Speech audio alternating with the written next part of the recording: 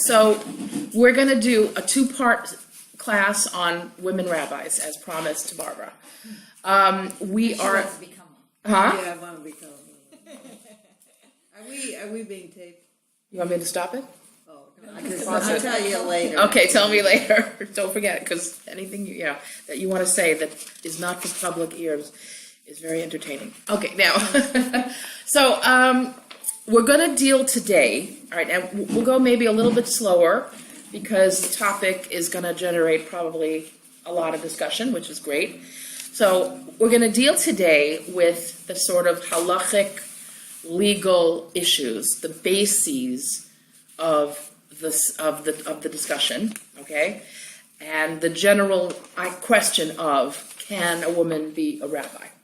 Next week, we're going to discuss the modern innovations of today in the Orthodox world. We're not dealing with the non-Orthodox world. Conservative and Reform have decided that women can be rabbis, and they just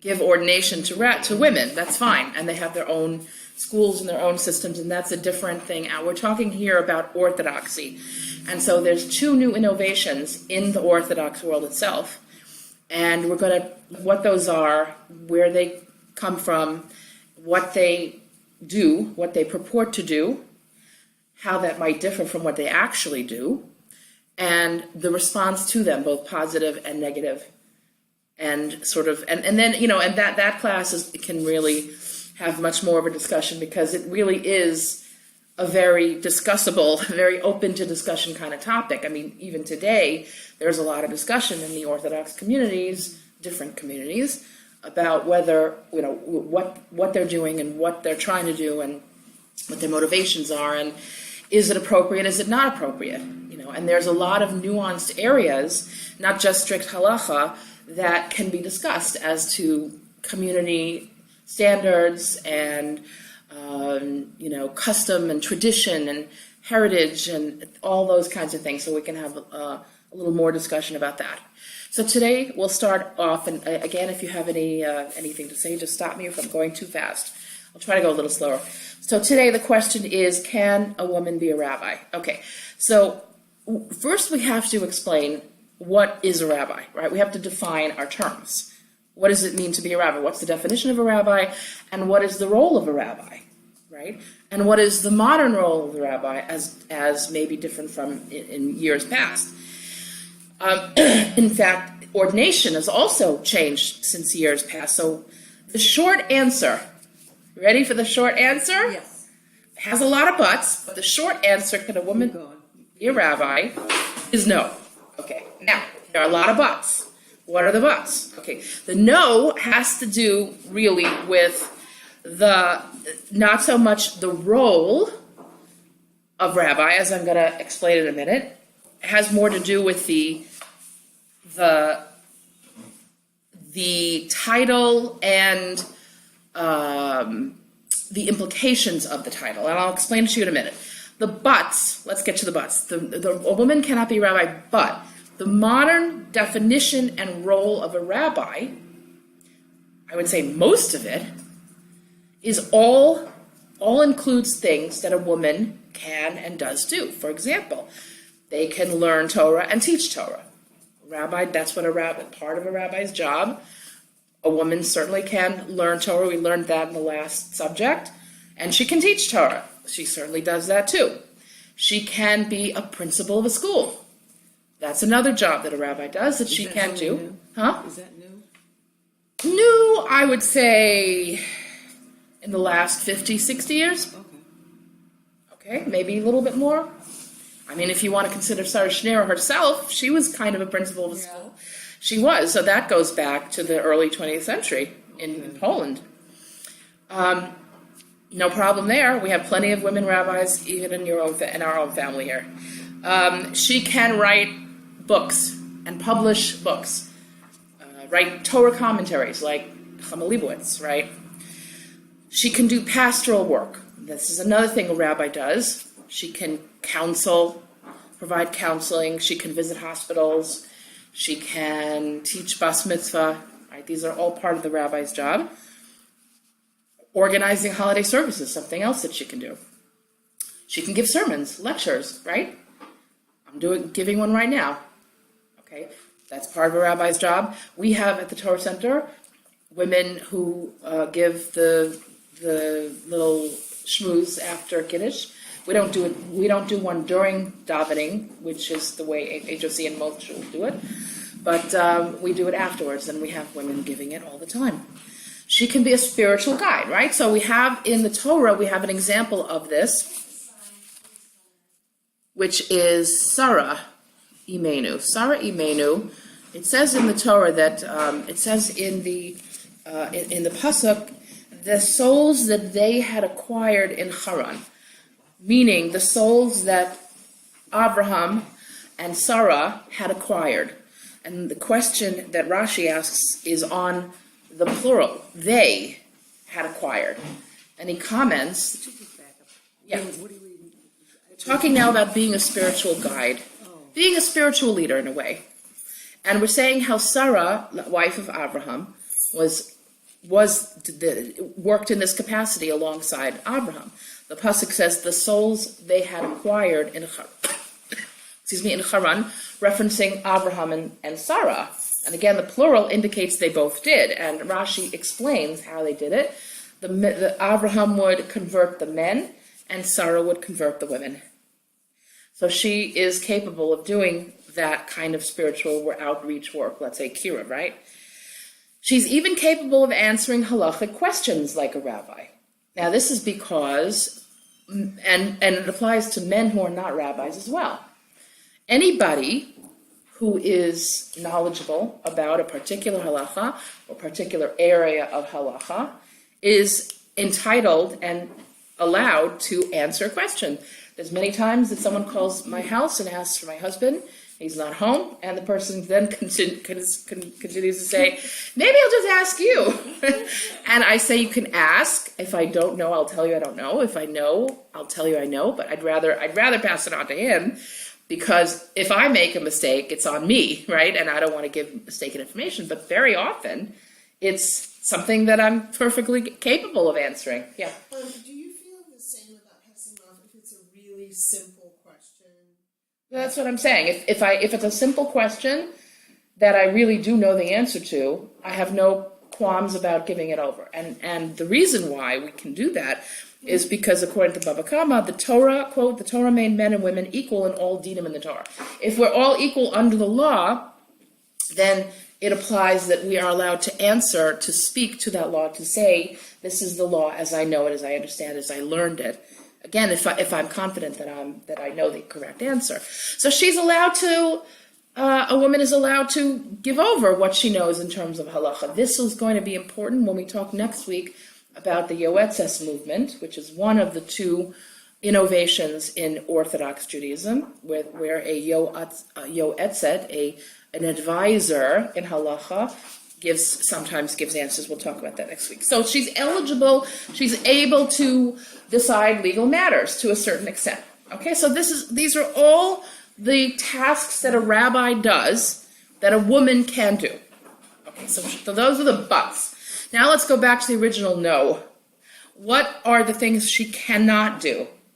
Okay, so there's really three areas that a woman cannot do legally, halachically, and that encompass that are part of a rabbi's job. Number one, she can't serve on a beis din, a rabbinic court. Even the most modern, innovative rabbis who are giving some sort of form of ordination to women, or although they wouldn't call it rabbinic ordination, but they are doing that. Even the heads of that community would not say their female rabbis or their rabbanit, however they call them, they would not admit that their graduates are eligible to sit on a beis din. That's acknowledged really by all Orthodox communities, that a woman is not able to sit on a beis din, in other words, to adjudicate law. And we'll talk about why in a few minutes. The second thing that a woman can't do is receive smicha, receive ordination. this is connected to the issue of the Beis Din, of sitting on a Beis Din, which I'll explain. And the third thing that a woman cannot do is be a community leader. Be the community leader or synagogue leader, which certainly out of town is really the same thing, right? If you serve, like Rabbi Bullman's job as a shul leader is also it extends to the wider community. And so that's what she cannot do. We're going to talk about why. Now let's go through all these issues. We're going to look at the first, each one separately. And they are connected, but we'll get to that too. So let's look at the first issue. The first legal issue is serving on a Beis Din, serving on a Jewish court. Now, so this is connected to the idea of a woman being a witness. Now, this is really the bottom line. The bottom line is that from the Torah, a woman is not eligible to be a witness in certain cases, generally speaking, let's say. Okay, there are certain cases where she's allowed to, her testimony is necessary, but in most cases, court cases, she's ineligible to be a witness. That's the bottom line. Okay, I'm going to get to why in a minute, but that's the bottom line. God said so, right? We did have a class on women witnesses, and the bottom line was that we don't know why. It's one of the chukim, one of the. It comes from the which pasuk is it? I don't know the exact pasuk. I'm sorry, I don't have it here. I can't remember off the top of my head. Huh? Let us know next week. Sure, I'll write that down to get that. Pasuk. Okay. Now, so we know that, and we usually have a rule. We have this understanding that those who are disqualified to be an aide, a witness, are also disqualified to be a judge. All right, and because the Talmud establishes that for a din Torah, for a judgment of Torah, you need to have 3 ordained rabbis, right? Okay, so if a woman is disqualified to be a witness, which she is, that means she's also disqualified to be a judge, a dayan, because and in order to qualify biblically as a dayan, as a judge, you must have smicha, ordination. All right. In fact, that's and it comes. There's a few places in the Gemara. Whoever is able to judge is eligible to witness. Since a woman can't be a witness, she can't judge. Okay. Now, what's the issue with witnesses? So again, we've established that it's a chok, which means it's a law for which we don't have a reason. We don't know a reason is not given explicitly to us. But, as of course we're a questioning nation and we come up with some ideas of our own, some theories have been given as to why a woman can't be a witness. By the way, the reason that the source, and again, I'll find out the exact pasuk, but the way that it's understood that a woman can't be a witness is that when discussing it in the Torah uses masculine verbs and pronouns, right? So therefore, the understanding we learn out from that it must mean a man and not a woman. Okay, so the reason is not that she can't be a witness. The reason is not that she's not trustworthy. That's not the issue at all. We know this because a woman is trusted as the mashgicha in her own home, in her own kitchen, for example. We don't, when we invite someone over for a meal, the rabbi doesn't have to give a stamp of approval on my kitchen. She's trustworthy in lots of other examples. Harsa mishpacha, we trust her. She says this is the right day. It's the right day. Go to the mikveh, right? Not an issue. So that's not the reason it's given. One reason that's given, this is a popular reason it's given, is that witnesses in court, if you think about what it entails, being a witness in court. You go to court, you have to give testimony about a specific event that happened, let's say, because the job of the judges and the Beis Din is to establish facts. So a witness goes to court, he or she would have to give say what happened very plainly. But it's not a simple procedure, right?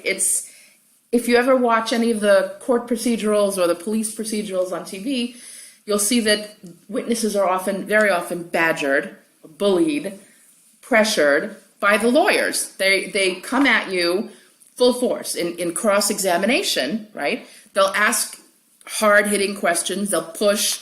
Are you sure you saw that? Maybe you were wearing your glasses that day? You have to wear glasses, don't you? We've seen all the movies. Oh, but he wasn't wearing his glasses. So they push back hard on the witnesses, and it's a case where you're possibly bullying or humiliating the witness to find out. Again, the end result is to get the most accurate version of events, but sometimes pushing is required in order to extract the truth. So, and we see, of course, in the Torah that women are supposed to be treated with respect and with dignity, and this runs counter to how a woman is supposed to be treated. So, therefore, we don't want to put a woman in a position like this. It's the same reason, by the way, that a king is not allowed to be a witness. It's not worthy of the respect that he is afforded to have him on the jury, to have him in a court case, and to badger him, right? It just wouldn't be appropriate for the king. Same thing with a woman. I heard also recently that Moshiach is not allowed to be a witness. Oh, interesting. Halavai, we should have that problem now. Okay, so now, so it's also a case, another reason is that we don't want to force women to go against their natures. What do we mean? So we know that women have this special quality of insight, an extra measure of what's called bina, right? This quality of understanding, of connectivity, right? Now, what is a courtroom? The whole point of judgment in Judaism is to be objective and, unattached, completely detached, objective. And this is hard for anybody to do. It's hard for anybody. In a court case, for example, there's a mitzvah in the Torah that talks to judges. It says to the judge, do not weigh the poor man's case more than the rich man's case. Right. So why is it necessary to have such a law such as that? Because it's in our natures to want to be sympathetic, to want to be empathetic, to want to care more about the poor man than the rich man. And the Torah is saying, no, in judgment it's important. The only thing that's important is judgment. Now, judgment doesn't mean, judging a person. We're not judging you're bad. We're judging this happened, that didn't happen, right? Halacha says there has to be objectivity, and there can't be any backstory. There's no Twinkie defense. There's no I had a rotten childhood defense, right? There's just what happened. If we didn't have a system like that, judgment would become subjective. It would become relativistic, right? We might judge leniently when we should not judge leniently because we have this sense of misplaced compassion. Because we feel we don't have the right to judge people, right? This happened in the Torah when we saw that Shaul was ordered by God to kill the entire nation of Amalek, men, women, children, and animals. And Shaul's compassion was so great that he couldn't do it to the letter of the law. He left one person alive. Right? So you had a question? You went ahead. Okay. So this led to the great tragedies in our history. Okay, so again, we have to follow the rule of the law. Women have this gift of insight. It makes their way of looking at things very empathetic.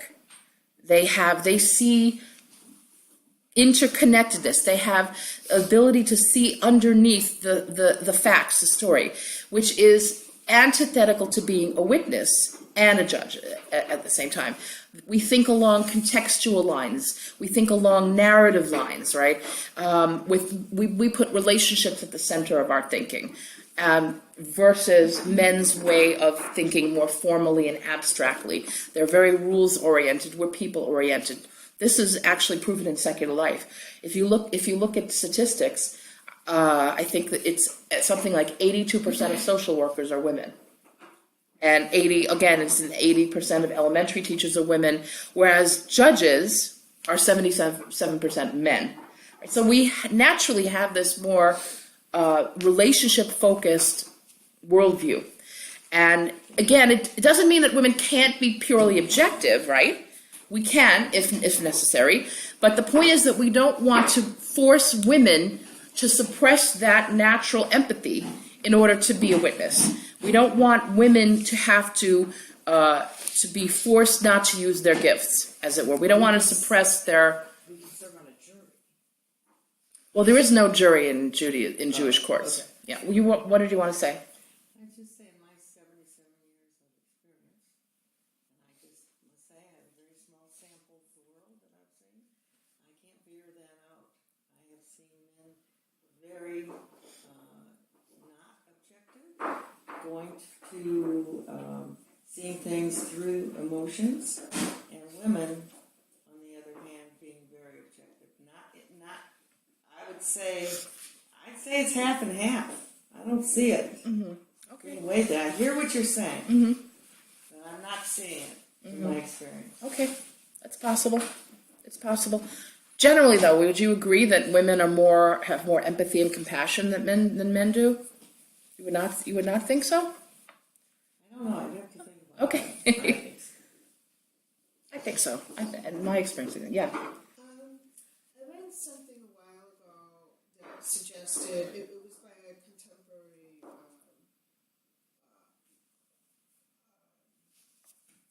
know, one of the big rabbis. I think it was one of the big rabbis, and it was suggested that a lot of neshamas who are taking birth in this time, the women are more toward the male side in certain ways, so that the women who are living now, many of them may be more objective and more, because maybe that is what is called for. Very interesting. That connects to an idea that we read. I don't know if any of you were at the classes that Laurie Barron led, discussing women's knowledge and women's and how over the centuries, over time, women are coming more to the forefront, even from a Jewish perspective. That relate to that. That's interesting. But the point is, we don't want to force women to give up, to have to suppress that instinct. For example, if you think about a case, let's say there's a cold-blooded murder case where the perpetrator of the murder was, let's say, abused by the victim, his stepfather. Okay, so if a woman is asked, did you see the accused stab the victim, right? Where the answer can only be yes or no, a woman is going to want to say yes, but. All right, there's a whole story here you have to take into account. And we want to give that story. Yeah, go ahead. Yeah. And, but so we don't want to victimize the witness. It's all about trying not to victimize the witness. And by the way, it's the same reason why we don't allow women to be executioners. We don't want them to have to get rid of that nurturing instinct, which I would argue, and the Torah would argue, is more natural to women, the nurturing instinct. So we don't want to force them out of that. We don't want to make them do something that's contrary to their nature. So that's a witness. And again, those are just theories. We explain what we understand to be the reasoning behind that halacha, that rule, but ultimately it's from the Torah and we don't know. God gave it to us. We have to. Okay, now let's talk about, yeah, go ahead. Yeah. So, there's nothing in the Torah that says in the secular world that women can't serve in that capacity or anything, right? So I That's wonder right. how that matches up a little. You mean it's like serving on a jury? Yeah, serving on a jury. Right, or having to right. be a witness. Right. And in those situations where women are, but on a secular level. Right. how that Right. comes up. Did you have an Related answer? to that, Yeah. can a woman, according to halacha, can a woman have a profession of being a judge in the secular world? That's a great. Can that be her That's a great profession? question. We see that. Can she be a lawyer? Right. And can she be a Right. judge? It's a great question. So I would argue that being a lawyer is different from being a judge or sitting on a jury. A lawyer is an advocate, right? It's either an advocate. Sometimes. Well, no, that's what a lawyer is. A lawyer is either the advocate for the victim, in other words, on behalf of the state, but really he's arguing as an advocate of the victim of some whatever let's say a murder victim, right? In case of a murder case, the lawyer is an advocate of the victim and by the state, right? He's right, or he's an advocate of a defendant, a defendant who might be the murderer, right? So neither of those positions, I would argue, suppress, that empathetic, compassionate sort of job that he or she has to do. When it comes to a judge or being on the jury, so we see there's a very famous woman in New York. I can't remember her name. I know her first name is Ruchi. She's, I think, a federal judge in New York now, and she's a Hasidic woman. And so, clearly it's not an issue. Ruchi something, I can't remember her last name. She's got, a lot of kids, 10 kids, and she's a federal judge in New York. I think it's a federal judge. And so clearly there's no problem with that. So you have exceptions to every rule. And as Barbara pointed out, there are many women that are very objective and can do the job well. But we generally say that the exceptions don't disprove the rule. In other words, just because we have certain exceptions, doesn't mean throwing away the rule, right? Okay. Well, especially since it's a hook. Huh? Especially since the rule is a hook. Right, Can't exactly. go away. Exactly. And I think that's Right. the Right. underlying whole thing there. Exactly. But in terms of halacha, what halacha would say is, it's, again, there's very little a woman can't do today, what halacha, from a halachic point of view. As we saw in Eshes Chayil, Shlomo was describing the ideal woman, and a lot of that was business related too. So it's not a new thing that we can be involved in the world at large and do business, etc., etc. And supporting kind of what you said. What? I've witnessed a particular woman judge where she was so empathetic that what she really was supposed to be doing didn't really happen because she was so empathetic with one side that the rules and how things should have been looked at Right.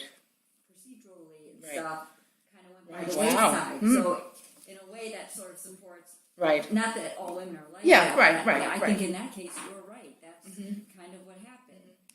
Were you on the jury in that case? No. Okay. No. Okay. Got it. So, unfortunately. Okay.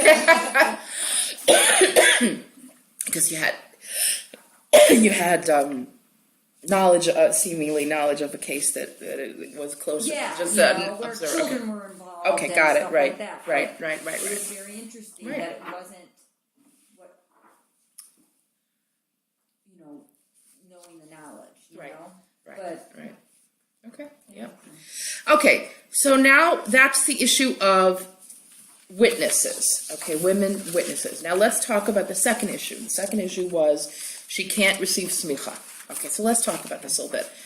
So the now there's really 3 reasons that she can't receive smicha. They're all interconnected. Okay, one we talked about already. The ability to sit on a beis din is connected to the ability to be a witness and the ability to be a judge. And these are all interconnected ideas.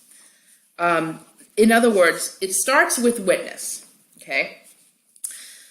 The Torah says a woman can't be a witness. Okay. If she can't be a witness, she cannot sit, she also cannot be a judge and sit on a beis din. Okay. Actually, ability to sit on a beis din and ability to be a dayan, that's the same thing, basically. That's what we're talking about, the same thing. Got to connect those two things, combine those two things. Okay. All right. So now, again, because she can't be a witness, she can't be a judge. If she can't be a judge, she's therefore not eligible to receive smicha. Why? Because smicha, the definition of a rabbi, what does it say on the smicha paper? He shall surely judge. In other words, the ordination, the certification, as it were, to be a rabbi is the certification and the qualification to judge a case on a beis din, right? He rules on halachic matters. Okay, therefore, if he can't be a witness, and therefore by extension a dayan, a judge, if she can't be a witness and a judge, then she can't receive smicha. It follows. They're all connected. Can I Yeah, ask a question? go ahead. Okay, so hypothetically, Yeah. you had a situation to look back whenever, like if somebody's being accused of something, right? And the only person there that witnessed it was a woman, then whatever that woman saw could never count because she can't be a witness to say that she Right. witnessed it. It's possible that that's true. Again, there are certain cases where she is allowed to be a witness, and her testimony is necessary and used, and we bring her into court, and she does give testimony. I don't know if any particular case would be that or not. Okay. The concern you're having behind that question is, how is justice done?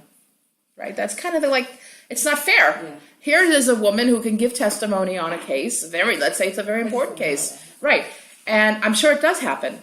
Yeah. The thing you have to remember is that ultimately God is the judge. Really, we have to believe that the human court is acting on behalf of the heavenly court. And that the fact that a woman can't give testimony in certain situations might appear to us to be an undermining of justice, right? Because she can't give her testimony, therefore the judges can't judge, the person can't be punished. Okay, so let me ask But no, let me just finish my point. Is that but we have to remember that the heavenly court takes care of all of these inequalities and imbalances ultimately, and so we have to have faith in that system as well. Yeah. Okay, so I guess you said there may be exceptions. So Yeah, there let's are. say, like we I had that don't ask me what they are. But. situation where, like,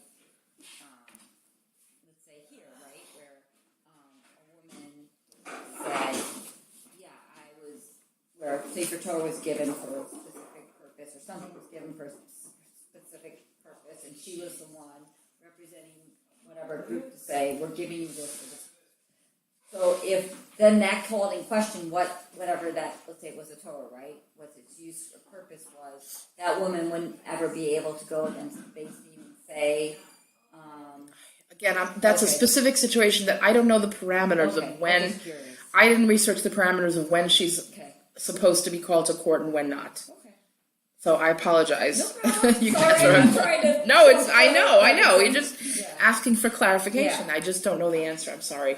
I know. I don't. I should. Committed I could crime. find out. Incredible woman.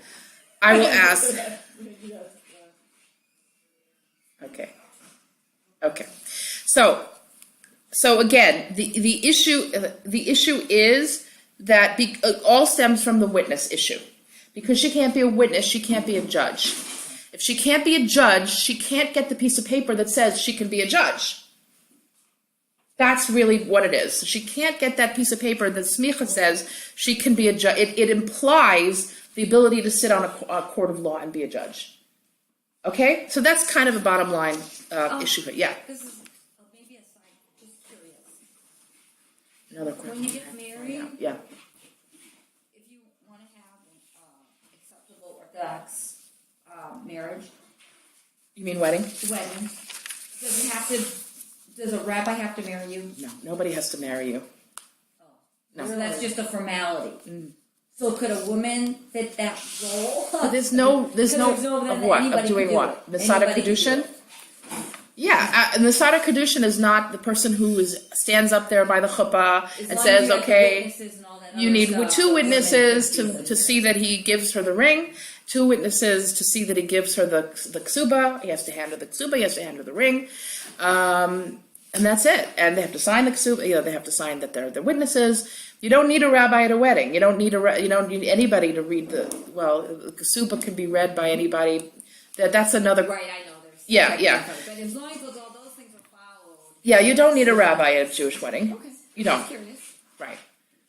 Yeah. We have traditions and Right. whatever, and sometimes you don't know what's Right. tradition and what's actually like Halacha. Yeah. It's an important discussion we're going to have in the second class, next week's class, because a large part of this issue of women in public life and rabbinic life, or quasi-rabbinic life, is this question of Masorah, which is what you're describing, tradition, custom, what we've done for millennia, which doesn't quite doesn't come under the rubric of halacha, right? And we'll talk more about that. But yeah, it's just traditional. And I don't know. Was there who was the Masada Kedushin at the last one at Tara's wedding? Was there? I don't know. I saw there was one of the Masada Kedushin is the one who sort of organizes the chuppah events, the chuppah blessings. Let's say. There was some. I don't know who was the one calling up people to the chuppah. Was that a cousin? I've seen that where sometimes you have like a somebody close to you. Right. But generally, there's also Some there. right. There's usually some. Just to make sure things go smoothly. Okay. So that's it. I'll repeat again. The issue. No, that's right. I just want to repeat. The issue is the witness. A woman can't be a witness, therefore she can't be a judge, and therefore if she can't be a judge, she cannot get smicha, because the ability to, the smicha, ordination, it implies the ability to be a judge and sit on a beis din, which she cannot do, okay?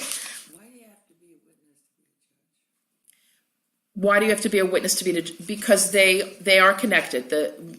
We understand that if one has the ability to be a witness, then you have the ability to be a judge, and vice versa.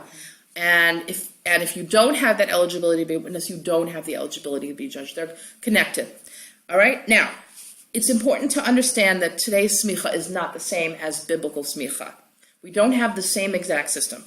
There's no laying on of hands as they used to do. It's not. Yeah, it's not the same kind of smicha. Like the original smicha was a different kind of smicha. Like Moshe gave ordination to Yehoshua. He laid on his hands and it was a different kind of thing. Today's smicha is not the same.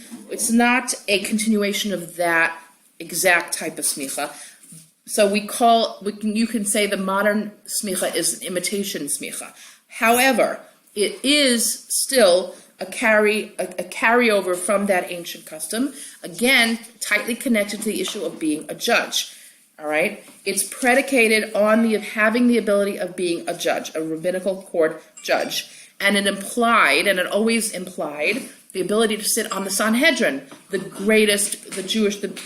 court of Judaism, right? The Jewish court. Today's smicha is a continuation of that in that way, because again, the function of the smicha is to enable the rabbi to sit on a court, okay? And therefore, again, the smicha of today cannot be conferred on women. Now, I mention this because that's sometimes an argument that's given to, well, really, today's smicha is not really the smicha of the olden days. Therefore, women should be allowed to receive smicha today, because it's not the same thing. It's not the same thing that Moshe did, let's say. Okay, so that's an argument given. But again, the point is that it is very much a halachic entity, the smicha, connected again to the idea of being a judge. Okay.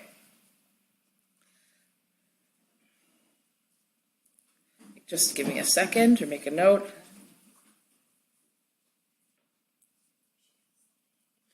Okay, now we continue to the third issue here. Okay, the third issue is being official synagogue clergy or community leader.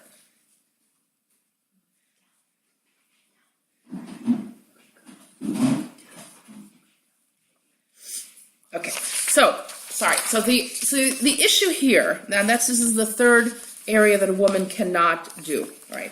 There is an issue called sarara.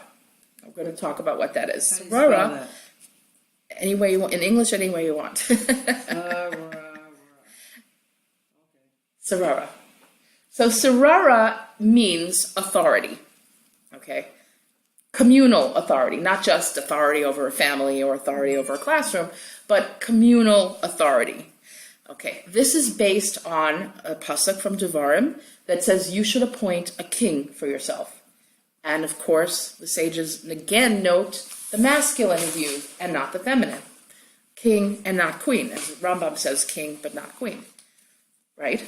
So in the discussion of talking about people that you're appointing in positions of authority over yourselves, the Talmud points out that the verb repeats. Som tasim alech hamelech.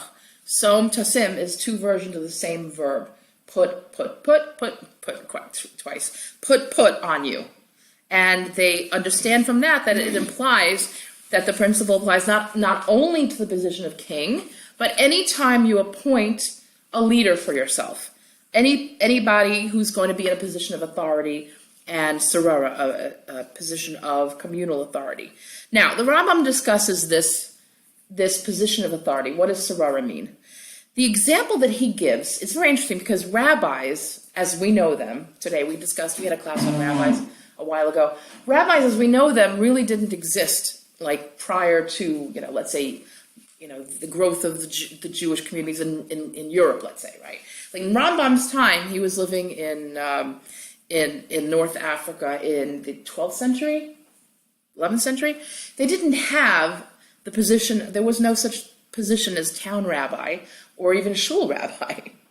All right, the idea that a person would be paid to be a scholar was just not done. It was a foreign idea. But there was a position called town shochet. Shochet means the shechter, I'm blanking on the English word, slaughterer. Yeah, the guy who killed the animals. The shochet was, the town shochet was the closest you came to an authority. This was a learned person, a learned man, right? And he was someone that actually was given a certificate. He was certified as a communal position. It wasn't just killing animals. And so a woman could not be appointed shochet. That's what Rambam says. A woman can't be appointed town shochet. Okay. The same is therefore by extension true about a position of the rabbi, a town rabbi or a shul rabbi, who is assuming the same sort of authorial position as the town shochet used to, which is a communal authority. We go to this person for answers on not only my specific halachic questions, but the town's halachic questions. How should we make our mikvah? How should, what kind of kashrus should this event have? These are communal town questions, not just individual ones. And he's really the final word on religious practice in the community. So it's this kind of discretionary power that the Rambam said is off limits to women. Okay, so wherever a person has that sort of discretionary power of a community, that is sarara. It's forbidden. So the same would apply, by the way, for a shul president. According to Rav Soloveitchik, a woman should not be shul president. Okay, because that is also sort of, like a discretionary position. He said, though, Rav Soloveitchik, he said that they could be on the board, right? They shouldn't be in that leadership position. He didn't rule against being a vice president, but because, again, it's not the leadership position, but he sort of said, we should really try not to do that because it would imply, if a woman is vice president, it would imply that she could be the president, and he didn't want to make that implication. He wanted to make that, yeah. Okay, what about a school? Right. So, right. That's a good question. We see, as we mentioned, that women are principals of schools, not an issue. Presidents of a board. That's right. So the reasoning would go like this: to be the leader of a school is not to be a community leader. It's an entity of the community. It's an aspect of the community, but it's not the entire community. It's this specific institution. Same thing would be for a woman mashkiach, which would be okay in Reb Moshe, according to Reb Moshe Feinstein and Reb Soloveitchik also. A woman can be a restaurant mashkiach. I was in Boston when I was single. And the reason for that is, again, even though she has authority over the restaurant, she has a very limited sort of authority over the issue of kashrus. It's not a community-wide, discretionary sort of on the last authority with everything. It's just in this area, okay? The same thing would be with schools. I would say that the school is one aspect of the community, but it's not everything in the community, right? And in fact, think about any day school, they always have somebody they go to for halachic questions. Our day school goes to Rabbi Bowman and I think Rabbi Pelberg had established a rabbinical oversight committee, of which my husband was one of the rabbis on that board. Rabbi Bowman was another, that he would be able to go to with questions. So even the principal of that school, who himself is a rabbi, referred larger issues, larger questions to the town rabbi. Okay, so this is probably for a totally different topic, whatever, but it would be interesting to see how that hierarchy works when our city's not a perfect example, but you have a bigger city like Chicago, and you have so many different Orthodox synagogues and so many different rabbis of that synagogue. Right. Who then becomes the authority for the community because they're all one community? But they're not. But They're not one community, Like, right? So does your husband feel, even though maybe he's the rabbi of, they're not calling it a so-called shul, but it works like a shul, sort of, right? Does he not see himself then, like that he, not that he, to go to Rabbi Bowman because he's the authority figure? Maybe he does have a question that he's not sure about, that's different, but because he sees him as the authority figure of the community because how... Right.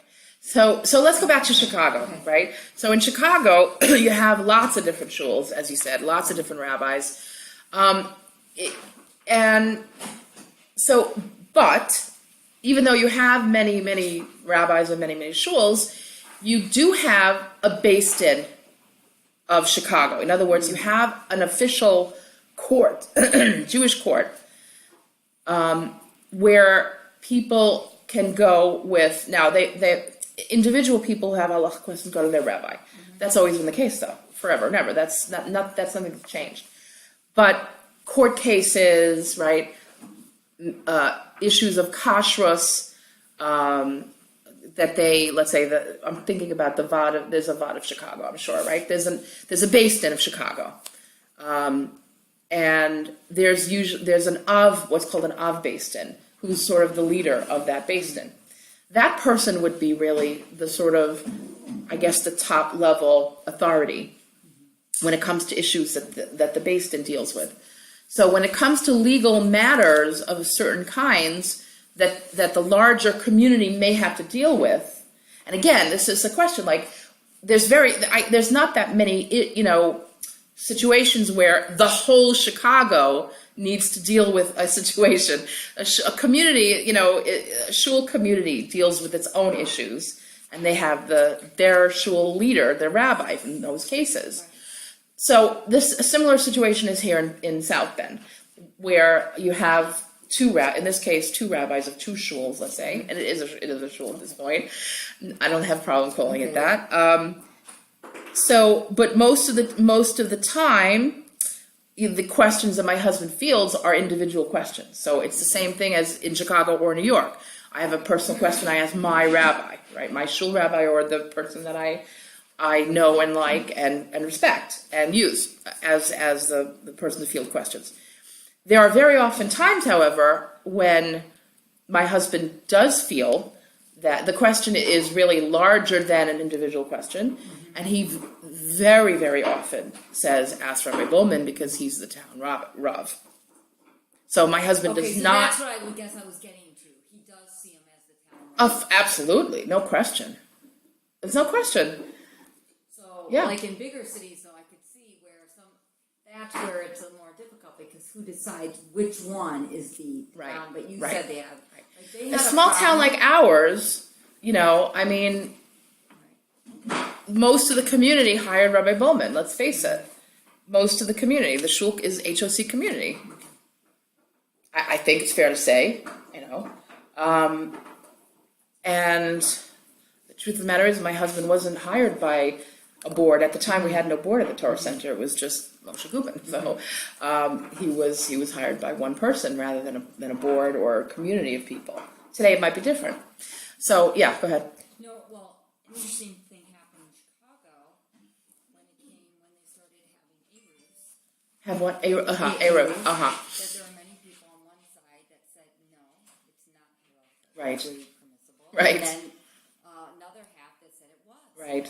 And it became a rift on putting down the people who are using it and saying that, you know, they're breaking the law. And it would, and finally, all the rabbis of the community got together and put together a letter saying that there's enough halachic Basis, rationale. to say that it's okay. Uh-huh. And all the rabbis of all these Orthodox shuls all signed it and Wow. said That's great. that if an individual decides they're going to use it, that nobody should That's be putting them great. down. That's great. And I I guess love that's that. how they dealt with it in that That's situation, great. Right. because it was becoming a really big. Huh. Well, I like that. That's a great example of the community, all the little leaders, all the smaller leaders of smaller communities working together as a one functioning body to come out in favor of such a thing. Those rabbis were Jewish? We have a similar situation in What do Brooklyn. they- yeah. There's a Flatbush Eruv. Some people hold by it, some people don't hold by it.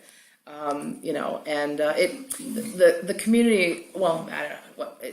I don't know if people are looked down upon if they use it, they choose to use it, but it's a similar situation. So there is a great example of, you know, rabbis stepping up when they had to smooth over, make peace, whatever. Yeah, that's good. Okay, so right. So where were we? So right, the town shochet.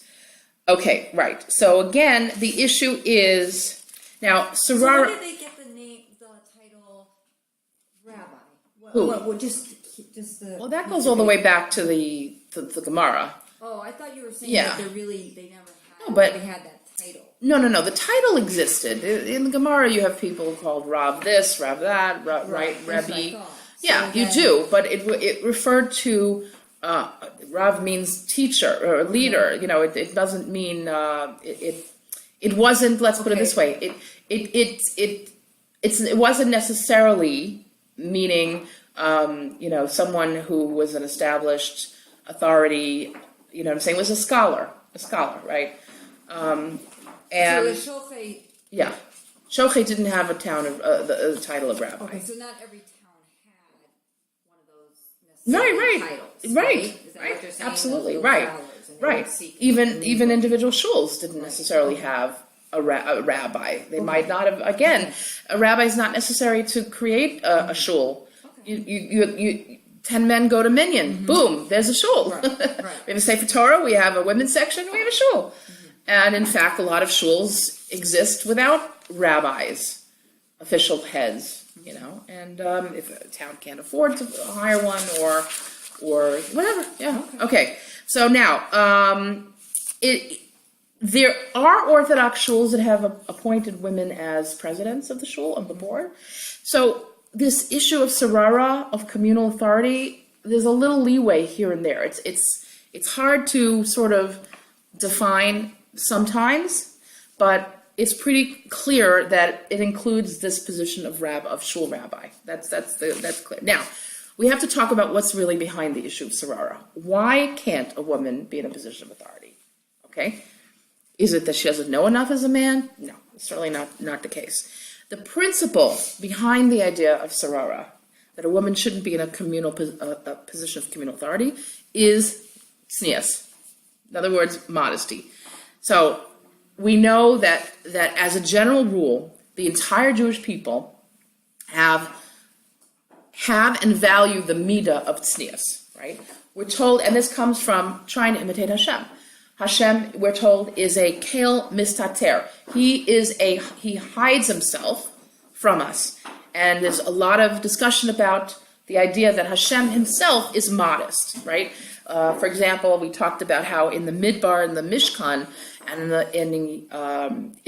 the temple, in the Beis Hamikdash in Yerushalayim, Hashem reveals himself only inside the inside room.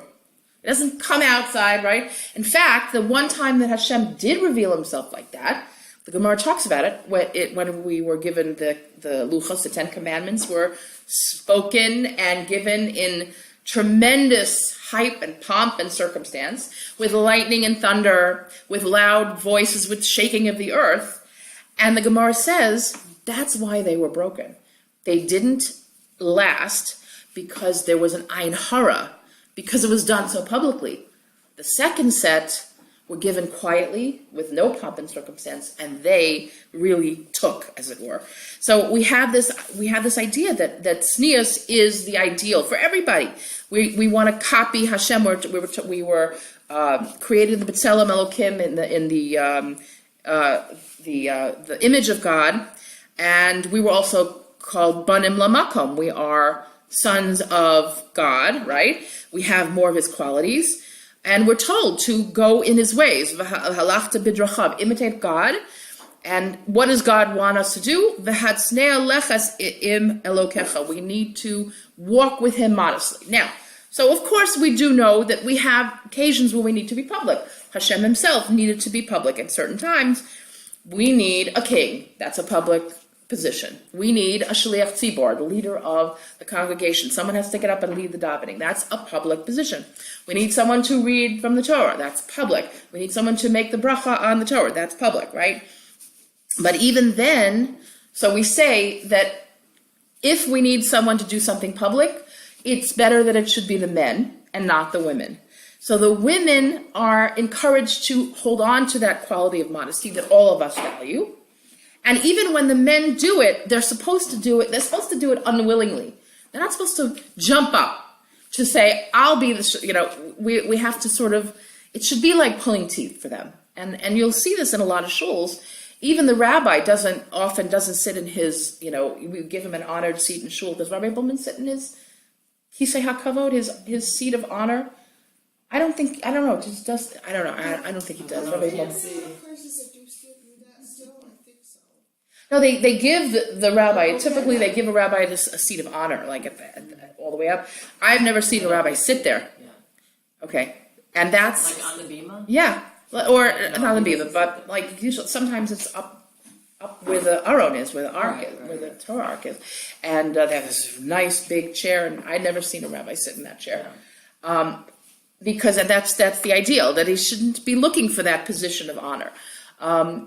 Typically, when a rabbi asks some man in the shul, would you please come and be the shliach tzibor, it's very rare for a person to I'll do it, I want to do it, to the man to say, I'll do it. They have to be convinced to do it. And this is the ideal. In other words, that they shouldn't jump to do the public things, okay? So it's better that women cede those public leadership roles, because if we ignore the ideal of Jewish femininity, of Jewish modesty, then we're really writing off tznius as not a virtue in the Torah. It is a virtue in the Torah. The point is, again, that we allow women to keep that modesty. We're not forcing them to give it up. And again, from the Torah perspective, it's a matter of forcing men to give up their positions, and it's okay to force them, but really not okay to force women to do it. So it's really not a case of discriminating against women. It's really allowing them, you might, depending on how you view it, but this is the Torah perspective, that we're allowing them to maintain their midah tznius at all times. All right, so that's that, and that's the end of our first section. Next week we'll talk about, as I said, the modern innovations and in orthodoxy when it comes to women and leadership positions, and we'll talk about all the ramifications of that. All righty.